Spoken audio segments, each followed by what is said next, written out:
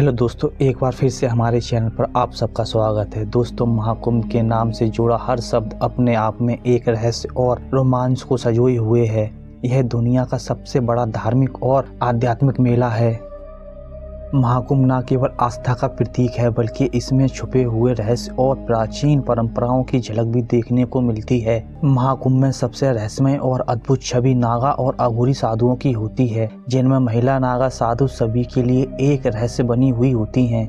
लेकिन इन सब में सबसे बड़ा सवाल ये है कि नागा साधुओं का गुप्तांग क्यों काटा जाता है। आज हम इन्हीं नागा महिला साधुओं की पूरी कहानी से रूबरू होंगे, जिसके बारे में सुनकर आप सब एक बार सोचने पर जरूर मजबूर हो जाएंगे। तो दोस्तों, अगर आप हमारे चैनल पर नए हो और वीडियो को पहली बार देख रहे हैं तो हमारे वीडियो को लाइक और चैनल को सब्सक्राइब करना ना भूलें, जिससे हमारे छोटे से चैनल को ग्रो होने में मदद मिल सके। तो वापस लौटते हैं अपने टॉपिक की तरफ। दोस्तों, आज मैं आपको जो कहानी बताने जा रहा हूँ, ये कहानी है प्रयागराज महाकुंभ 2025 की। मैं बचपन से ही भूत प्रेत, तंत्र मंत्र, जादू टोने के रहस्यों को जानने के लिए उत्साहित रहता था, और आज भी मैं ऐसी ही कहानियों की तलाश में रहता हूँ जो रहस्यों से भरी हुई और विवादित हों। कुंभ में मैंने ऐसे ही रहस्यमय नागा साधुओं को देखा जो धुना के पास अपने शरीर पर भस्म लगाकर बिना कपड़ों के ऐसी कड़कड़ाती सर्दी में भगवान का जाप कर रहे थे। लेकिन मेरी नजर तब एक जगह पर आकर ठहर जाती है जब मैंने एक महिला नागा साधु को देखा। वो महिला नागा साधु भी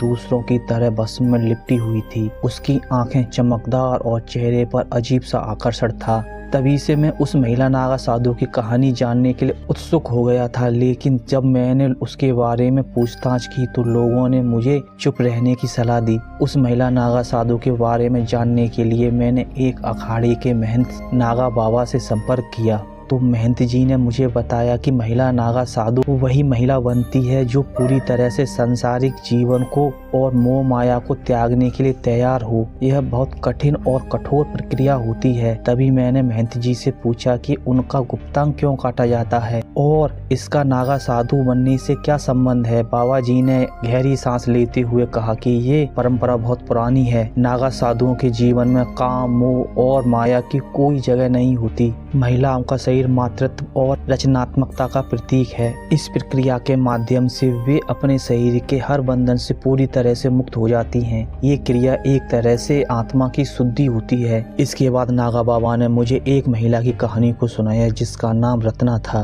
रत्ना बनारस के एक साधारण ब्राह्मण परिवार में जन्मी एक साधारण सी लड़की थी। उसने 24 साल की उम्र में ही नागा साधु बनने का फैसला कर लिया, जिसके लिए उसने अपने परिवार को पूरी तरीके से त्याग दिया था और वो अखाड़े में शामिल हो गई। वहाँ उसने कठोर तपस्या की, लेकिन जब उसे पता चला कि नागा साधु बनने के लिए उसे अपने गुप्तांग का त्याग करना पड़ेगा तो वो ये सब सुनकर स्तब्ध रह गई। रत्ना ने इस बारे में बड़े बड़े महंतों से पूछा कि क्या ये प्रक्रिया जरूरी है, तो महंतों ने उसे जवाब दिया कि ये हमारी परंपरा है। किसी भी व्यक्ति को नागा साधु बनने के लिए न केवल मोह माया बल्कि अपने शरीर के हर हिस्से से मोह खत्म करना होगा, और यही हमारे त्याग की परिकाष्ठा है। रचना ने उस चुनौती को स्वीकार कर लिया। उसने तमाम दर्द पीड़ा को सहते हुए अपने गुप्तांग को हटा दिया। ये बहुत ही दर्दनाक प्रक्रिया थी, लेकिन इसके बाद उसे नागा साधु की उपाधि दी गई। तभी मैंने महंत बाबा जी से पूछा कि क्या ये प्रक्रिया अनिवार्य है, क्या आज के समय में हम इस पुरानी प्रक्रिया को बदल नहीं सकते। तब मुझे महंत बाबा ने जवाब दिया कि बेटा, यह परंपरा हजारों साल पुरानी है। यह हमारे तप और त्याग का प्रतीक है, लेकिन आजकल कई अखाड़े इसे प्रतीकात्मक रूप से करते हैं। अब महिला साधु के शरीर को नुकसान नहीं पहुंचाया जाता, बल्कि महिला साधु को मानसिक रूप से तैयार किया जाता है। महिला नागा साधु समाज, परिवार और अपने शरीर से